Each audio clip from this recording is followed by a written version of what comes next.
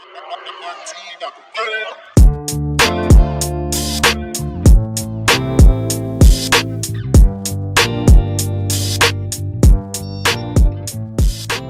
fait pendant très longtemps de la musique, de la guitare, de la basse, de la contrebasse. Comme travail, j'étais chef de projet dans une boîte qui fait du médical et j'ai arrêté il y a quelques mois.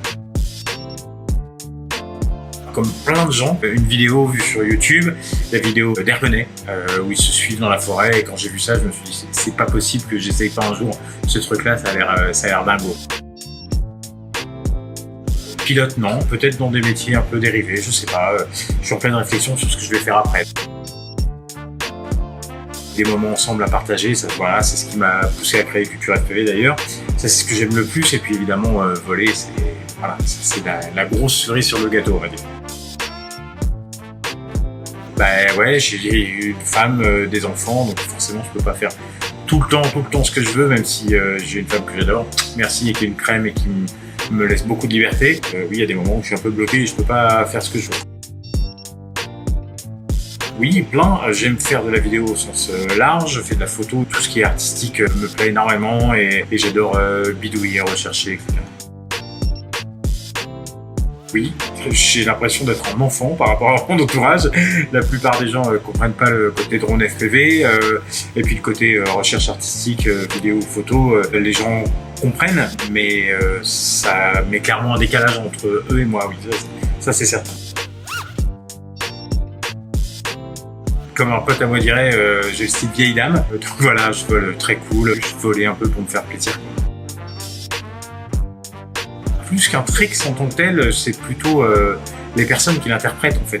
Il y a des tricks très simples, très basiques qui sont absolument super quand c'est Nico, Petit Soldat, ou Joss, ou plein d'autres gens que j'adore, qui les font et puis qui sont beaucoup moins magiques quand c'est moi qui les fais.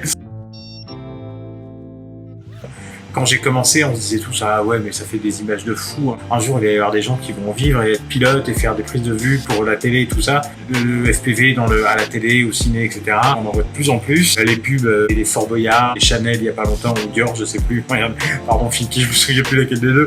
Bref, on en voit partout et ça, c'est une belle évolution.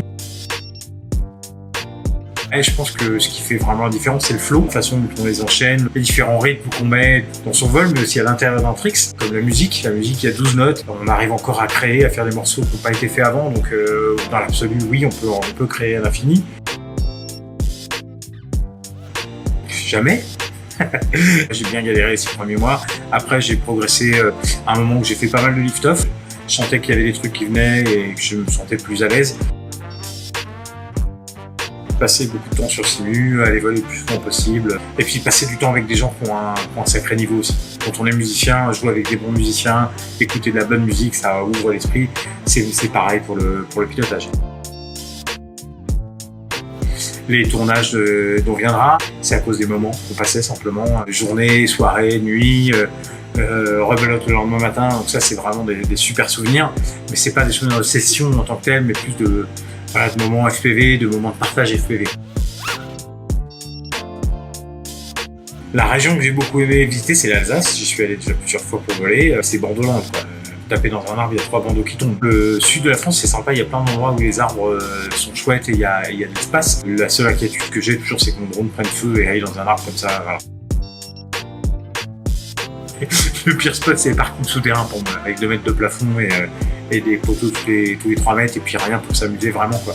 Enfin, pour moi, que moi je m'amuse vraiment. Je déplie ma chaise et je pose mon cul. Ce qui m'a le plus aidé, je crois, c'est les vidéos que j'ai trouvées sur la chaîne de Bardwell, par exemple, ou sur la chaîne de Pablo Sotes. Ça m'a bien permis de comprendre des trucs et comprendre l'essentiel pour avancer. Et puis 99% du temps, on finit par trouver, quoi.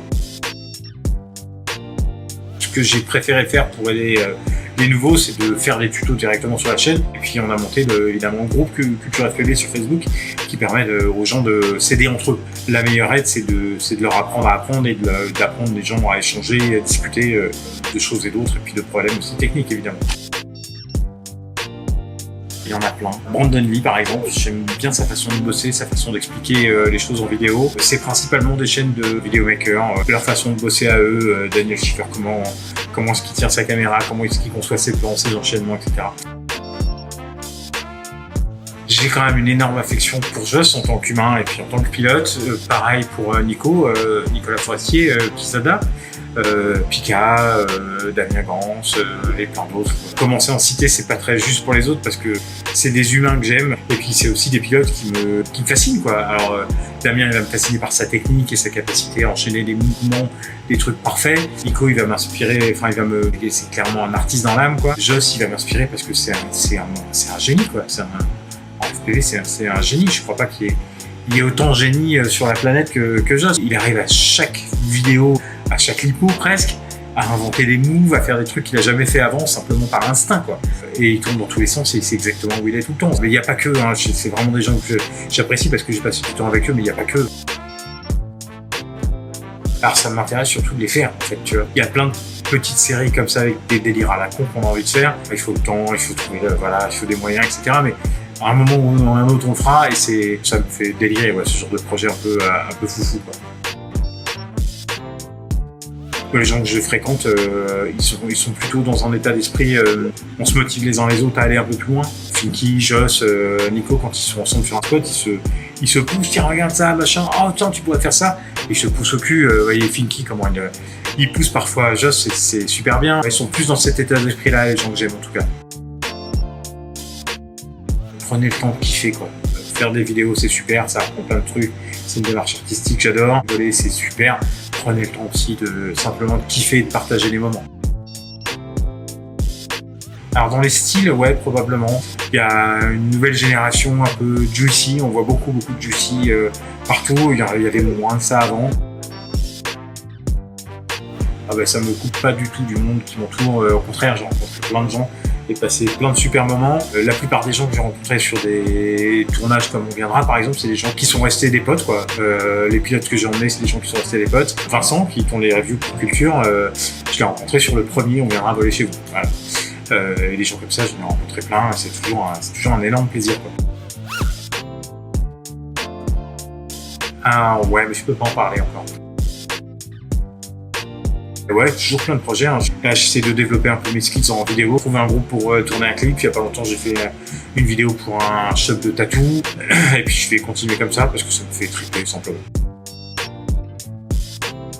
Plein de gens participent et proposent des programmes. Ça me ferait super kiffer. Plein de gens. Non, je déconne. C'est compliqué d'avoir des gens qui soient réguliers et qui ont envie de s'investir avec les contraintes que ça, c'est-à-dire avoir du temps pour faire les choses. Alors, prendre vraiment son temps, c'est compliqué de trouver les gens qui correspondent. Merci pour l'invitation de l'interview et puis ciao.